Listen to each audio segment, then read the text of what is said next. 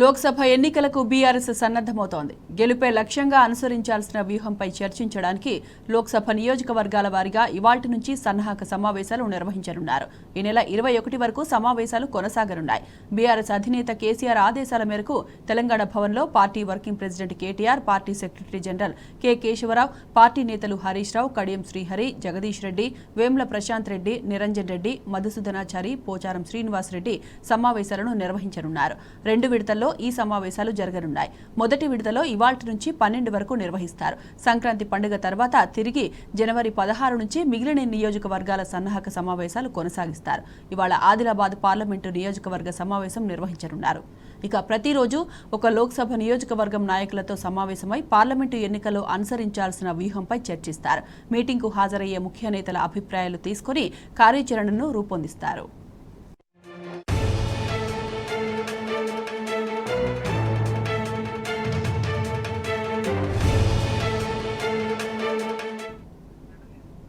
ఇక ఇదే అంశంపై మరింత సమాచారం మా ప్రతినిధి సరిత అందిస్తారు. సరిత,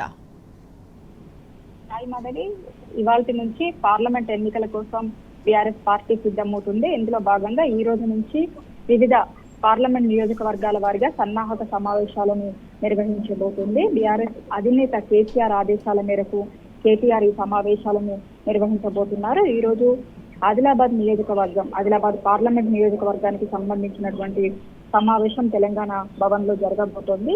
ఆదిలాబాద్ పార్లమెంట్ నియోజకవర్గం కింద ఉన్నటువంటి అన్ని అసెంబ్లీ నియోజకవర్గాలకు సంబంధించినటువంటి ఎమ్మెల్యేలు, ఎమ్మెల్సీలు, మాజీ ఎమ్మెల్యేలు, ఎంపీ, అదేవిధంగా జెడ్పీ చైర్మన్లు, పార్టీకి సంబంధించినటువంటి ముఖ్యమైనటువంటి ప్రజాప్రతినిధులను కూడా ఆహ్వానించడం జరిగింది. అందరూ కూడా దాదాపుగా తెలంగాణ భవన్ కు చేరుకున్నారు. BRS party working president KTR కూడా తెలంగాణ భవన్ చేరుకున్నారు. మరికాసేపట్లో సమావేశం ప్రారంభం కాబోతుంది.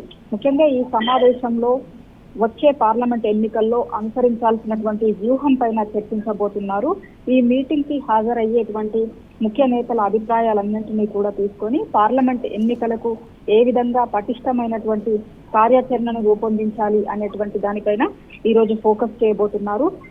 అసెంబ్లీ ఎన్నికల్లో కేవలం స్వల్పమైనటువంటి ఓట్ల తేడాతో చేజారినటువంటి అసెంబ్లీ నియోజకవర్గాలపైన ప్రత్యేకమైనటువంటి దృష్టి పెట్టబోతున్నారు. పార్లమెంట్ ఎన్నికల నేపథ్యంలో బీఆర్ఎస్ అభ్యర్థులకు సంబంధించినటువంటి పార్లమెంట్ అభ్యర్థుల గెలిపే లక్ష్యంగా ఈ సమావేశాలు కొనసాగబోతున్నాయి. ఆయా నియోజకవర్గాల్లో ఉన్నటువంటి సమస్యలేంటి, ఎక్కడ ఏం జరిగింది, మొన్న జరిగినటువంటి అసెంబ్లీ ఎన్నికల్లో కావచ్చు, ఎక్కడ ఏ నియోజకవర్గాలలో ఏమేం లోటుపాట్లు ఉన్నాయి అనేటువంటి అన్నింటిపైన సమీక్ష చేసుకొని దాని నుంచి పార్లమెంట్ ఎన్నికలకు ఏ విధంగా సిద్ధం కావాలి అనేటువంటి కార్యాచరణను ఈ రోజు తెలంగాణ భవన్ వేదికగా రూపొందించబోతున్నారు. Sai Madhavi. Right Saritha, thanks for the updates.